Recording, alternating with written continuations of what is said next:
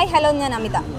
IFFKയുടെ മൂന്നാം ദിനത്തിൽ ടാഗോർ തിയേറ്ററിലാണ് നമ്മളിപ്പോൾ ഉള്ളത്. ഇവിടെ നമുക്ക് ഒരുപാട് സ്റ്റോളുകൾ കാണാൻ കഴിയും. അതിലൊരു സ്റ്റോളായ Kerala state organ and tissue transplant ഓർഗനൈസേഷനിലാണ് നമ്മളിപ്പോൾ നിൽക്കുന്നത്. നമുക്ക് അവരോട് തന്നെ ചോദിക്കാം. Kerala state organ and tissue transplant organisation അഥവാ മൃതസഞ്ജീവനി കേരള സർക്കാരിൻ്റെ അവയവദാനവുമായി ബന്ധപ്പെട്ട പദ്ധതിയാണത്. ഇതിപ്പം കേന്ദ്ര സർക്കാരിൻ്റെ കീഴിലുള്ള സ്ഥാപനമാണ്. ഞങ്ങളുടെ മെയിൻ ലക്ഷ്യം എന്ന് പറഞ്ഞു കഴിഞ്ഞാൽ മരണാനന്തര അവയവദാനം പ്രോത്സാഹിപ്പിക്കുക എന്ന ലക്ഷ്യത്തോടെയാണ് ഈ ഒരു ഓർഗനൈസേഷൻ പ്രവർത്തിക്കുന്നത് തന്നെ. കേരളത്തിലെ മുഴുവൻ അവയവദാനത്തിൻ്റെ ഏകോപനവും നിയന്ത്രണമെല്ലാം ഈ ഓർഗനൈസേഷൻ്റെ കീഴിലാണ്. ഞങ്ങൾ ആദ്യമായിട്ടാണ് IFFKയിൽ ഒരു സ്റ്റോൾ ഇടുന്നത്. കാരണം എന്താണെന്ന് വെച്ചാൽ കേരളത്തിൽ മരണാനന്തര അവയവദാനം എന്നത് വളരെ കുറവാണ്. നമ്മളിപ്പോൾ അവയവദാന രജിസ്ട്രേഷനിൽ നോക്കുകയാണെങ്കിൽ നമ്മൾ 13ാം സ്ഥാനത്താണ് നിൽക്കുന്നത്. ഇപ്പോൾ 3 കോടിയിലധികം ജനങ്ങളുള്ള ഒരു കേരളത്തിൽ നമ്മൾ 3590 പേരെ ഇതുവരെ അവയവദാനത്തിന് സന്നദ്ധ പ്രകടിപ്പിച്ചിട്ടുള്ളൂ. അപ്പോൾ ആ ഒരു മാറ്റം നമ്മൾക്ക് വരണമെന്നുള്ള ലക്ഷ്യത്തോടെയാണ് ഞങ്ങളിങ്ങനെ ഒരു രജിസ്ട്രേഷൻ ഡ്രൈവ് സംഘടിപ്പിച്ചത്. ഇപ്പോൾ ഇവിടുന്ന് മാക്സിമം IFFKയിലെ ആളുകളെ ഇതിൽ രജിസ്റ്റർ ചെയ്യിപ്പിച്ച് നമ്മളിപ്പം 1ാം സ്ഥാനത്ത് എത്തിയില്ലെങ്കിലും ഒരു 5ാം സ്ഥാനത്തെങ്കിലും നമ്മൾ എത്തണമെന്നുള്ള ഒരു ലക്ഷ്യമുണ്ട്. പിന്നെയെന്ന് പറഞ്ഞാൽ ഇവിടെ മരണാനന്തര അവയവദാനം കേരളത്തിൽ വളരെ കുറവാണ്. ഇപ്പോൾ 12 വർഷത്തെ കണക്ക് നോക്കുകയാണെങ്കിൽ 377 പേരെ ഇതുവരെ അവയവം ദാനം ചെയ്തിട്ടുണ്ട്. പക്ഷേ നമ്മുടെ വെയിറ്റിംഗ് ലിസ്റ്റിൽ അവയവദാനത്തിനായിട്ട് കാത്തിരിക്കുന്നവരുടെ എണ്ണം എന്ന് പറഞ്ഞു കഴിഞ്ഞാൽ 2000-ലധികം ആളുകൾ വെയിറ്റിംഗ് ലിസ്റ്റിലാണ്. അപ്പോൾ അവർക്കൊക്കെ അവരിങ്ങനെ അവയവം കിട്ടാതെ ഓരോ വർഷവും മരിച്ചു പോകുന്നൊരു സാഹചര്യമാണ്. അപ്പോൾ അത് വളരെ ദയനീയമായിട്ടുള്ളൊരു സാഹചര്യമാണ്. അപ്പോൾ അതെല്ലാം ഇല്ലാതാക്കുക എന്നുള്ള ഒരു ലക്ഷ്യമാണ് ഞങ്ങളുടെ ഇതിലുള്ളത്. അതിൻ്റെ ഭാഗമായിട്ട് ഞങ്ങളെ Kerala state organ and tissue transplant organisation ജീവനേകാം ജീവനാകാം എന്ന 6 മാസത്തെ ഒരു ക്യാമ്പയിന് സംഘടിപ്പിച്ചിട്ടുണ്ട്. ഡിസംബർ 1-ന് ആരോഗ്യവകുപ്പ് മന്ത്രി വീണ ജോർജാണ് അത് ഉദ്ഘാടനം ചെയ്തത്. ആ ഒരു ക്യാമ്പയിൻ്റെ ഭാഗമായിട്ടാണ് ഞങ്ങൾ ഇവിടെ ഒരു സ്റ്റോൾ ഇപ്പോൾ ഒരുക്കിയിട്ടുള്ളത്. ആ ക്യാമ്പയിന് കൂടുതൽ പ്രചാരണം കൊടുക്കുക, ഈ അവയവദാന പദ്ധതിക്ക് കൂടുതൽ ആളുകളിലേക്ക് എത്തിക്കുക, രജിസ്ട്രേഷൻ വർദ്ധിപ്പിക്കുക, ഇതൊക്കെയാണ് ഞങ്ങളുടെ ലക്ഷ്യം. രജിസ്ട്രേഷൻ ഇപ്പോൾ കുറവാണ്. ഇപ്പം ഇവിടെ വന്നിട്ട് 2 ദിവസമായിട്ടുള്ളൂ. ഇന്നലെയാണ് ഞങ്ങൾ സ്റ്റോൾ തുടങ്ങിയത്. ഇന്നലെ ഇന്നൊക്കെ ആയിട്ട് കുറച്ച് പേരെ രജിസ്റ്റർ ചെയ്തിട്ടുള്ളൂ. അപ്പോൾ ഇനി കൂടുതൽ പേര് നമ്മളിതിലേക്ക് വരും എന്നുള്ള ഒരു പ്രതീക്ഷയിലാണ്. സെലിബ്രിറ്റീസ് ആരെങ്കിലും വന്നായിരുന്നോ? സെലിബ്രിറ്റീസ് ഇവിടെ കുറച്ച് പേരൊക്കെ വന്നു, 1-2 പേരൊക്കെ വന്നു. ഇവിടെ അല്ലാതെ മുമ്പ് വേറെ എവിടെയെങ്കിലും ഇതുപോലെ സ്റ്റാള് ഞങ്ങൾ IFFKയിൽ ഫസ്റ്റ്, പിന്നെ നമ്മൾ കാഫസ്റ്റ് മാതൃഭൂമിയുടെ കാഫസ്റ്റ് ചെയ്തു. പിന്നെ GFSK പറഞ്ഞിട്ടുള്ള ഒരു ഇതുണ്ടായിരുന്നു, ഗ്ലോബൽ സയൻസ്, അവിടെ ചെയ്തു. പിന്നെ ഇനി വലിയ പ്രോഗ്രാമുകളിലൊക്കെ നമ്മൾ ചെയ്യാൻ ഉദ്ദേശിക്കുകയാണ്. കാരണം ഈ ക്യാമ്പയിൻ നമ്മൾ 6 മാസമുള്ളൂ. അപ്പോൾ അതിന് കൂടുതൽ പ്രചാരണം കൊടുക്കുക അതിന് വേണ്ടിയിട്ട്. അപ്പോൾ ഞങ്ങൾ കൂടുതൽ യൂത്തിനെയാണ് ഫോക്കസ് ചെയ്യുന്നത്. കാരണം ഇത് രജിസ്റ്റർ ചെയ്യാൻ അവയവദാനത്തിന് സന്നദ്ധ പ്രകടിപ്പിക്കുക 18 വയസ്സ് പൂർത്തിയായാൽ മാത്രമേ പറ്റുള്ളൂ. അപ്പം കൂടുതൽ യുവജനങ്ങൾ ഈ ഒരു ക്യാമ്പയിൻ ഏറ്റെടുക്കണം.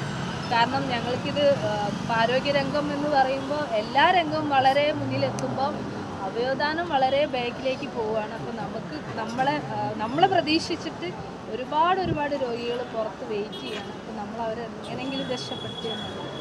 ഇത് വെച്ച് സക്സസ് ആയിട്ടുണ്ട്. 2000 അവയവങ്ങളൊക്കെ കൊടുത്തു നമ്മൾ.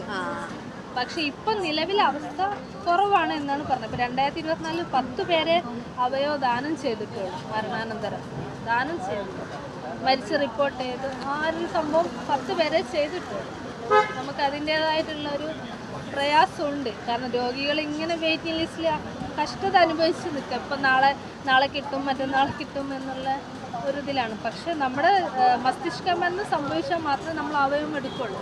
എല്ലാ മരണത്തിനും ഞങ്ങൾ അവയവം എടുക്കില്ല. കരൾ, കിഡ്നി, ഹൃദയം, കോർണിയ, അങ്ങനെ കുറച്ച് അവയവങ്ങളാണ് നമ്മൾ എടുക്കുന്നത്. പക്ഷേ മസ്തിഷ്ക മരണം സംഭവിക്കുന്നുണ്ട്. എന്തോ ഒരു പ്രശ്നത്തിൻ്റെ മേലെ റിപ്പോർട്ട് ചെയ്യുന്നില്ല, അത്രയേ ഉള്ളൂ. ഈ രോഗികളെയൊക്കെ എങ്ങനെയാണ് നിങ്ങൾ കണ്ടുപിടിക്കുന്നത്? നമ്മുടെ എല്ലാ ഹോസ്പിറ്റലുകളും നമ്മളിലൂടെയാണ് രജിസ്റ്റർ ചെയ്യുക. മൃതസഞ്ജീവനിയുടെ ഇവിടെ രജിസ്റ്റർ ചെയ്യുക എല്ലാ ഹോസ്പിറ്റലും. ആ രോഗികൾ നമ്മുടെ ഇതിൽ വെയിറ്റിംഗ് ലിസ്റ്റിലാണ് വരിക. അപ്പോൾ എവിടെയെങ്കിലും മസ്തിഷ്ക മരണം സംഭവിച്ചു കഴിഞ്ഞാൽ നമ്മളെ അവർ വെയിറ്റിംഗ് ലിസ്റ്റിലുള്ളവരെല്ലാം വിളിക്കും. അവർ റെഡി ആണെങ്കിൽ അപ്പോൾ തന്നെ ട്രാൻസ്പ്ലാന്റേഷൻ സർജറി കഴിയും. 2021 മുതലാണ്. പക്ഷേ ഇതിന് മുന്നേ KNUS എന്ന് പറഞ്ഞുള്ള ഒരു സംഘടനയായിരുന്നു. ഗവൺമെൻറ് അല്ല, പ്രൈവറ്റ് ആയിരുന്നു.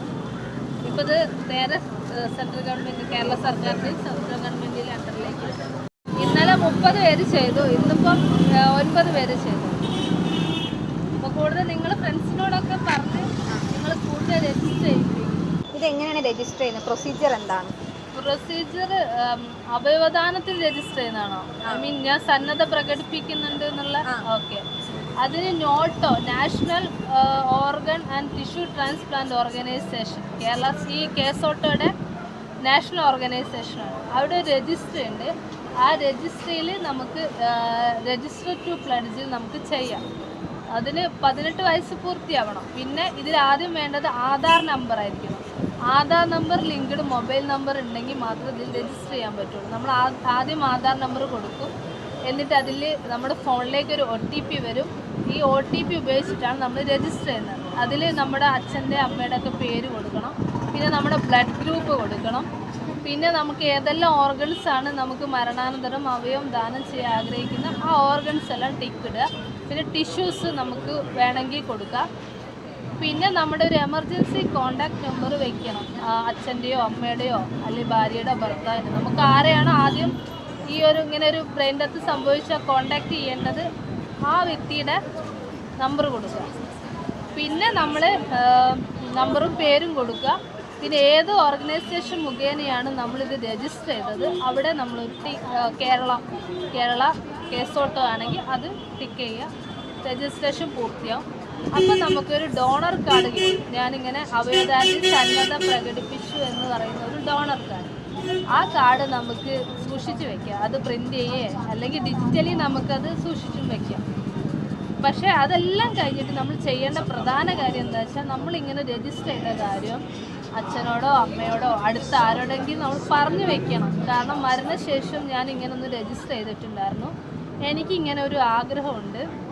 അപ്പം നിർബന്ധമായും ഞാൻ മസ്തിഷ്ക മരണം സംഭവിക്കുകയാണെങ്കിൽ നിങ്ങൾ ഇനീഷ്യേറ്റീവ് എടുത്തിട്ട് നിങ്ങൾ തന്നെ അത് ദാനം ചെയ്യാൻ റെഡി ആവണം എന്ന് പറഞ്ഞു വയ്ക്കുന്നത് വളരെ നന്നായിരിക്കും. അത്രയേ ഉള്ളൂ. IFFK വേദിയിലെ ഈ ജീവകാരുണ്യ പ്രവർത്തനം എല്ലാവർക്കും ഒരു പ്രചോദനമാവട്ടെ. നന്ദി, നമസ്കാരം.